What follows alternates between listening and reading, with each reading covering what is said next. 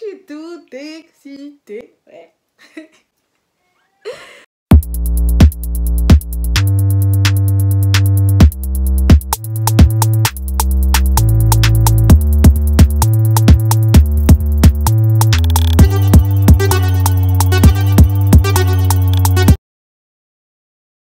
Hey, what's up guys? J'espère vraiment que vous allez bien. Ça fait si longtemps que j'ai filmé, j'ai posté, j'ai fait quelque chose. J'espère que vous allez bien, ça fait si longtemps.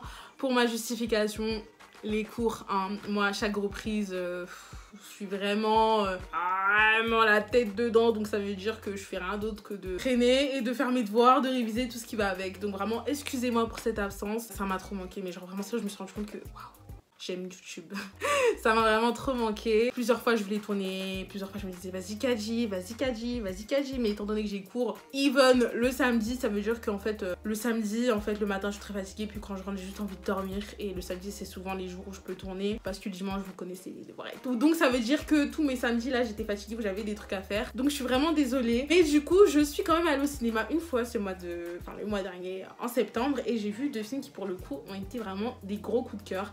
Et je voulais en parler, vous en faire part, car je pense que c'est des films qu'il faut voir. En tout cas moi j'ai eu des coups de cœur pour ces films là, donc j'espère qu'ils vous plairont. Donc voilà, en fait tout simplement fatigue, cours, fatigue, cours, fatigue, cours. Mais là j'espère revenir. Je veux pas dire oui, je vais reprendre un rythme de semaine par vidéo, parce que souvent c'est ce que je fais. Non, je vais pas dire ça parce que la fille ne va pas tenir. Mais du moins là je me suis dit vas-y fais-le, motive-toi.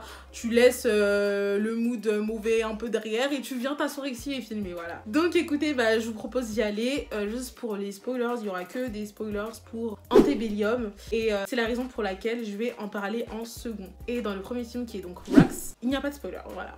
Alors écoutez, démarrons. Alors le premier film que j'ai vu est donc Rocks. Il est sorti au mois de septembre en France. La réalisatrice est Sarah Gavron. Il dure 1h33. C'est un film britannique de genre drame. Pour le synopsis, c'est l'histoire de Rocks, 15 ans, qui vit à Londres avec sa mère et son petit frère.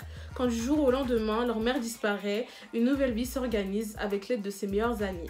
Rocks va devoir tout mettre en œuvre pour échapper aux services sociaux. Pour le coup, ce film-là, j'ai pas grand-chose à dire. Juste vraiment, ça a été un gros coup de cœur. Car c'est un film qui est bouleversant, qui est touchant. Et je tenais vraiment à en parler parce que c'est un film qui... je suis pas allée voir les recettes qu'il a eu suite à sa diffusion dans les cinémas, mais je pense que c'est pas beaucoup. Je sais même pas s'il est encore au cinéma actuellement. S'il est encore, c'est vraiment incroyable parce que c'est le genre de film en fait qui font très peu de public. Sans parler que là, on est dans un contexte de pandémie, mais même en temps normaux, c'est pas le genre de film qui va avoir le plus d'audience. Et pourtant... il est vraiment bien, il m'a vraiment touchée, il est bouleversant, il est touchant. En fait, il montre bien le multiculturalisme de Londres, de la ville de Londres. C'est réalité avec son côté moins huppé quand on vit à Londres et dans la représentation qu'on nous fait souvent au cinéma, dans les séries, etc.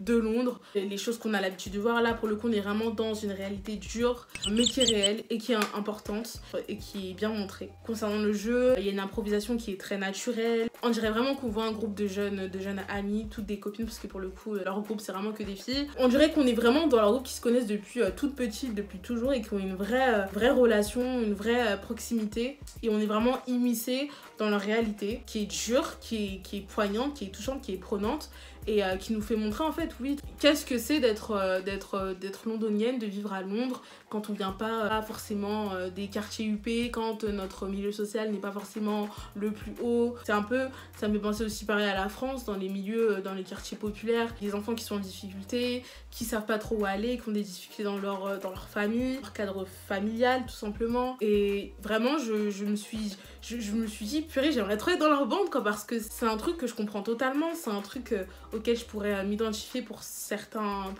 aspects du film. Et puis d'avoir une protagoniste principale noire, dark skin, qui rentre pas dans les critères de beauté de la société. En fait ça me fait aussi d'une certaine manière m'identifier à elle. En fait le personnage qu'ils ont fait autour d'elle est tellement attachant que t'as envie de l'aider, t'as envie d'être là, et toutes ses autres copines aussi. Et quand tu vois comment elle s'aide, c'est vraiment une sisterhood, c'est vraiment une team de sœurs en fait, et c'est très touchant, et tu vis avec elle tout au long du film. Et franchement je me suis jamais détachée du film en fait. fait. Tu auras toujours quelque chose qui te fera continuer de regarder. Franchement, je suis restée très concentrée. C'était vraiment un pur plaisir de voir ce film. Je le conseille vraiment. S'il est encore en salle, s'il est en salle dans vos cinémas, les cinémas les plus proches de chez vous, ou si vous savez pas trop quoi regarder, franchement, Rec, c'est un très bon film. Je pense que vous ne le regretterez pas. Vraiment, c'est un film social, montrant une dure réalité qui est tout à fait importante, avec un casting très jovial, très drôle aussi, tu ris beaucoup. Encore une fois, comme j'ai dit, quand dans certains aspects tu te reconnais à certaines des filles ou à certains aspects de leur vie, c'est encore plus touchant, c'est encore plus prenant parce que pour le coup ça te parle. Et vraiment, même si c'est une autre réalité par rapport à nous, bah en fait ça l'est pas vraiment pour les personnes, encore une fois, qui sont dans des situations similaires ou quoi. Parce qu'en fait, tu t'identifies en fait. Et le film est vraiment très touchant, genre j'ai même lâché ma petite larme et tout. Voilà. Moi, je vous conseille vraiment d'aller le voir, j'ai vraiment beaucoup aimé. Et bah écoutez, c'est tout ce que j'ai à dire, juste allez le voir vraiment parce qu'il en vaut vraiment la peine. Et j'ai vraiment trop aimé, et le casting, tout le monde, tout, bref. Il est sorti sur Netflix, mais je crois qu'il est pas sur Netflix France, il est sur Netflix UK, donc le Royaume-Uni, peut-être dans les autres pays aussi, peut-être aux States, etc. Mais en tout cas en France il est en salle, il n'est pas sur Netflix FR, donc j'espère que ça titillera votre curiosité, que vous irez le voir. Du coup, nous passons à Antebellum. Par contre, ce film là sera constitué de spoilers, donc de toute façon ils sont à la fin, donc pour l'instant vous êtes safe, je vous avertirai quand il y en aura. Alors Antebellum est sorti le 9 septembre 2020 en salle. Les réalisateurs sont Gerard Bush et Christopher Rands. Il dure 1h46, c'est un film américain de genre thriller et horrifique. L'auteur à succès, Veronica Henley, se retrouve piégée dans un monde effroyable dont elle doit percer le mystère avant qu'il ne soit trop tard. Alors, pour un peu résumer le film, si vous voulez, j'ai noté cette phrase conçue comme un mystère étonnant et hallucinant qui se veut être une métaphore du climat actuel du racisme aux États-Unis. Donc, évidemment, ce film-là sort un peu à pic, car il sort dans une période où BLM, Black Lives Matter, a pris une plus grosse ampleur avec la mort du regretté George Floyd, pas à son âme. Et en fait, il vient s'inscrire encore une fois dans le genre horrifique. Vous savez, le racisme, mais dans le genre horrifique dont je parlais aussi la dernière fois dans ma vidéo, où je parlais par rapport à The Rental, et bien évidemment qui rentre en fait dans ce truc là que Jordan Peele a un peu créé avec Us et Get Out. Oui, ce racisme en fait dans le genre horrifique qui est vraiment effrayant, parce que pour le coup oui c'est le genre horrifique, mais surtout c'est un problème qui existe vraiment dans notre société, le racisme et tout. Et le racisme il est flippant quand en fait il s'inscrit dans le genre horrifique, parce que justement le racisme c'est mauvais, mais dans le genre horrifique c'est pire, parce que du coup ça va être des meurtres, des personnes dont on est raciste, ça va être des tortures de personnes dont on est raciste, et en fait c'est des choses qui peuvent être tout à fait possibles, puisque c'est des horreurs qui ont déjà existé dans le passé. Donc tu te dis bah en fait là qu'ils en fassent des films c'est juste effrayant, et c'est une métaphore de ce qui peut vraiment se passer et de ce qui se passe en fait. Et là Antebellum va exactement rentrer dans ça, cette dimension politique que j'aime vraiment beaucoup, avec le racisme et du coup l'horrifique. Antebellum est co-signé par Jordan Peele, qui a fait les films les très connus Us et Get Out, co-signe ce projet en production. Pour moi c'est vraiment une soupe qui fonctionne très bien, horrifique, racisme ensemble. Je kiffe, parce qu'en plus je kiffe le genre horrifique tout simplement, et quand ça parle de racisme ça rajoute une chose qui est encore plus horrifique justement, et ça fait une très bonne soupe. Donc dans ce film il y a l'idée de faire taire les personnes noires et qui vont se retrouver sans issue en fait, et c'est aussi du coup le symbole en fait, le papillon sur la bouche de Janelle Monáe, donc la personnage principale du film et qui est donc sur l'affiche. C'est aussi une manière de montrer, d'ailleurs le papillon a plusieurs symboles il me semble, mais là pour le coup pour l'affiche, de vraiment mettre le papillon qui est assez gros, qui prend de la place quoi, qui prend sa bouche, et avec un air de détresse sur son visage, de le mettre là, c'est très significatif quoi. C'est vraiment l'idée de faire taire les noirs, qu'ils soient sans issue, et de les mépriser au plus bas en fait, pour qu'à tout jamais ils se taisent. Donc artistiquement, musicalement, visuellement et émotionnellement, ce film est vraiment très bon. C'est un film qui va vraiment nous tourmenter émotionnellement par la dureté de son exécution, de ce qu'on fait subir aux personnages, des scènes qui vont être particulièrement cruelles, et qui essayent de retracer le plus fidèlement ce qui se passait vraiment à la période où le film prend place. Donc aussi il y a un moment dans le film où il y a une partie où il y a un enlèvement. D'ailleurs c'est une partie que j'ai pas totalement comprise en fait. C'est à partir de là où beaucoup diront qui n'ont pas trop aimé le film, qui n'ont pas trop compris non plus. Là pour vous dire vraiment qu'il y a des moments dans le film où c'est vrai qu'on peut se retrouver perdu, où on peut un peu lâcher le fil parce qu'on comprend pas ce qui se passe en fait, d'où la nécessité d'être vraiment concentré pour beaucoup de scènes. Mais j'ai su rebondir grâce à la fin justement, parce qu'à la fin il y a un plot twist qui me fait dire que en fait ce qui s'est passé dans le film en fait pas du tout impossible, pas complètement lunaire comme ça peut nous faire croire comme ça, comme on peut le penser plutôt, et aussi bien que ça puisse paraître. Vraiment la fin je ne m'y attendais mais alors mais pas du tout. Déjà moi je suis une personne, je pense que je l'ai déjà dit dans certaines vidéos, je n'arrive pas à anticiper. C'est-à-dire que je ne pourrais pas vous dire oui là je pense que si et ça, ici et ça et non celui-là il a dragué et tout.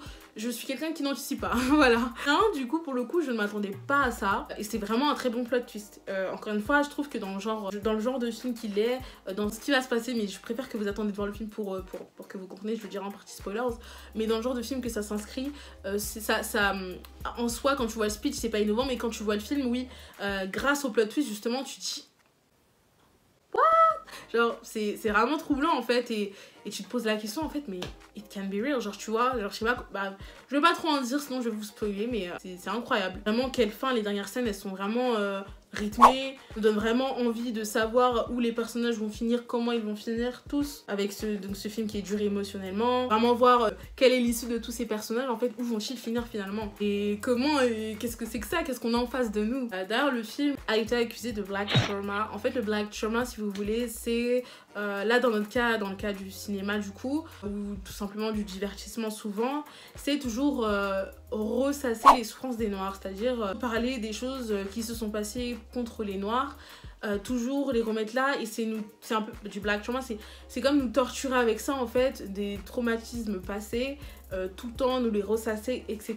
Oui en soi le film c'est du black trauma en soi mais je pense qu'il est vraiment innovant en fait pour ce qui se passe dedans et encore une fois on n'est pas en partie spoilers donc j'en parle pas, mais il est vraiment innovant et je pense qu'il en vaut vraiment le coup. C'est pas juste un film de plus de ce style, je pense que c'est un film qui veut raconter une nouvelle chose et il y a une vraie rhétorique derrière et je pense qu'il faut le voir donc voilà, donc je pense que c'est tout pour ma partie sans spoilers. Après au niveau du casting c'est un très bon casting, de très bons acteurs. Janelle Monáe c'est une actrice qui a fait beaucoup de choses, elle a joué dans Moonlight, elle joue dans Mixed-ish la série, joué dans Hidden Figures, les figures de l'ombre, elle fait plein de choses, voilà c'est une actrice très accomplie et le reste du casting aussi. Il y a l'acteur qui joue dans la série Dear White People, j'ai oublié son nom. Bref, franchement, c'est un film que je vous conseille vraiment, que ce soit au niveau des acteurs et tout, il y a tout qui va, au niveau de ça, il n'y a pas de souci.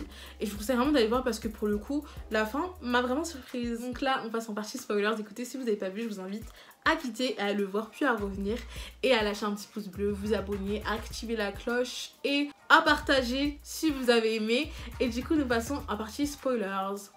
Bisous. Party spoilers. Alors comme j'ai dit tout à l'heure, mais je veux l'approfondir ici, en fait, de voir que c'est quelque chose qui n'est pas complètement impossible, de voir que c'est quelque chose qui peut complètement se passer, qui peut être... Oui, en fait, quand on nous montre dans le film que ça se passe actuellement, le film a été sûrement tourné en 2019, si je dis pas de bêtises, que c'est quelque chose qui peut se passer actuellement, bah c'est pas complètement fou et que c'est vraiment flippant en fait. Tu dis, ah mais attends, mais oui, c'est complètement possible, genre c'est pas complètement fou, c'est pas une idée folle ce qu'ils nous montrent. Oui, en soi, parce que bon, c'est quand même assez gros que dans un énorme... En plus, le film, ils l'ont vraiment filmé dans une plantation. Dans une énorme plantation comme ça, ou dans un énorme lieu comme ça, que crari, genre il y a plein de noirs qui sont tous enfermés et tout. Dans le monde actuel, ça peut paraître fou, oui, en soi, mais je me dis, purée, mais en fait, c'est un truc qui est pas impossible, genre, juste dans un plus petit endroit, peut-être, et tout, c'est carrément possible, ou du moins des personnes noires aux États-Unis qui sont séquestrées, on leur fait faire des trucs de ouf. Ça, on dirait un speech de film, ce que je vous dis, un peu vegan, mais... ça me paraît pas complètement fou. Aux États-Unis, il y a vraiment un racisme réel. Il y a tout ce qui est suprémaciste blanc et tout, c'est pas complètement lunaire en fait. Et c'est ça qui fait frissonner. Tu te dis, mais purée en fait. Et quand tu te rends compte qu'en fait ça se passe dans le monde moderne, notamment avec la scène du téléphone qui nous éclaire un peu tous, un peu plus tous, tu te dis, mais waouh, incroyable. Genre, tu te dis, mais attends, mais. Tu vois, ça te paraît complètement fou parce que pour nous c'est juste impossible, mais qui nous le dit? Et oui, après j'espère pas qu'il y a ça, attention, mais moi je me dis. Vu le pays qu'est les États-Unis et tout ce qui se passe au niveau du racisme, c'est vraiment pas impossible. Leur faire croire qu'ils sont à l'époque de l'esclavage, c'est tellement horrible, mais je me dis, mais quelle atrocité on leur a pas fait vivre en soi aux Noirs dans le passé en fait, donc pendant l'esclavage. Donc je me dis, les répertorier ici dans le monde de nos jours, c'est pas vraiment lunaire quoi. Vraiment, les plantations, les vêtements, les maîtres, c'est grave quand même, vous imaginez, genre, enfin c'est waouh. Les fouiller dans les traumas les plus profonds.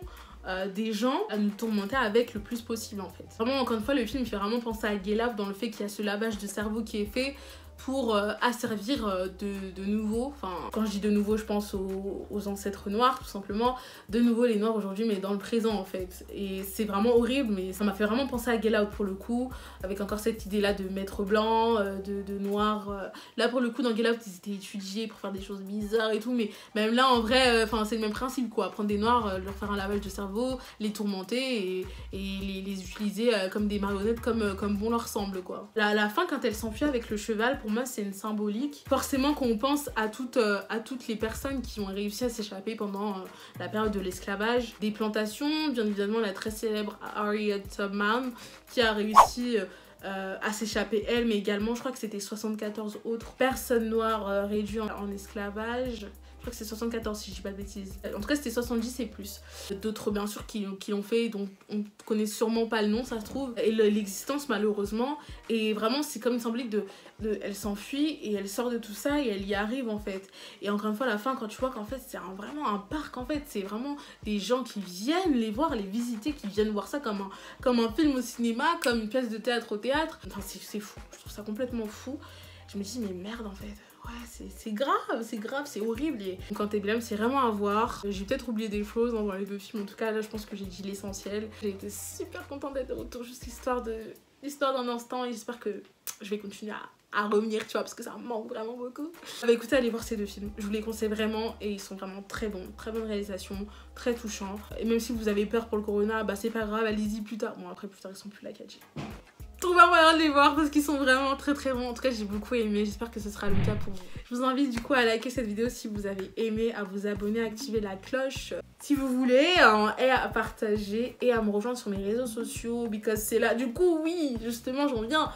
Toute cette période là d'inactivité sur YouTube, voilà, j'étais certes sur mes cours et tout là, mais j'étais aussi sur les réseaux, donc c'est un bon moyen aussi pour me parler si vous avez envie, ou pour voir un peu ce que je peux faire de mes journées, même si je monte pas beaucoup, mais quand même. En tout cas d'avoir un petit lien avec moi, voilà. Donc du coup je vous laisse, je fais de très gros bisous, portez-vous bien, bon courage à tous pour les études, tous les cours et tout.